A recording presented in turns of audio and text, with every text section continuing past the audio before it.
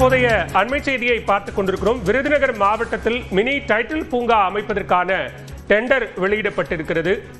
விருதுநகர் மாவட்டத்தில் mini title பூங்கா அமைப்பதற்கான டெண்டர் தற்போது வெளியிடப்பட்டிருக்கிறது. அண்மை செய்தியாக பார்த்துக் கொண்டிருக்கிறோம். ஏற்கனவே இத்தொடர்பான அறிவிப்பை அரசு வெளியிட்டிருந்த நிலையில் விருதுநகர் மாவட்டத்தில் மினி தொழில்நுட்ப டைட்டில் பூங்கா அமைப்பதற்கான டெண்டர் தற்போது வெளியிடப்பட்டிருக்கிறது.